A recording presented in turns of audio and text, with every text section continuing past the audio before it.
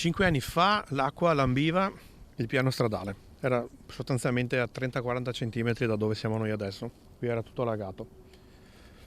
Un ricordo bruttissimo, speriamo che questo preallarme che ci ha inviato la Regione attraverso il bollettino non si concretizzi ancora con un'emergenza di quella portata. Inevitabile tornare a Vaia e alla sua portata distruttrice qui a Zenson, dove sono circa 20 le famiglie residenti in area golenale, tantissimi campi coltivati, dalle viti al kiwi, tanti anche i sentieri in uno dei teatri più evocativi del primo conflitto mondiale. Il dialogo tra sindaco e protezione civile in queste ore è continuo. Lo stesso Dallanese, con il referente delle tute gialle Gaudenzio Cason, è stato in sopralluogo nella zona di Via Caduti in Guerra. Attiva anche la polizia locale che fa riferimento al comando di San Biagio. Stiamo valutando in base ai dati che ci stanno fornendo se è il caso di aprire il COC e in che momento aprirlo. Il gruppo comunale di Zenson di Piave siamo 27 volontari. Stiamo valutando minuto per minuto insieme anche con i colleghi sindaci e con il genio civile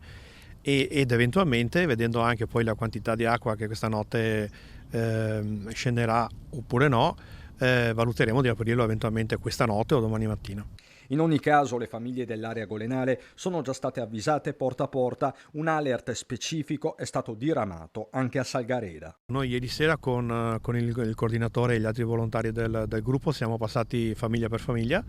Ieri pomeriggio, appena era arrivato il precedente bollettino che oggi è stato confermato, avvisando che ci poteva essere una criticità da questa sera a domani. Noi abbiamo un buon rapporto con i residenti dell'area golenale e abbiamo voluto di persona andare a spiegare bene, senza creare inutili allarmismi, però comunque informarli sull'eventuale possibilità.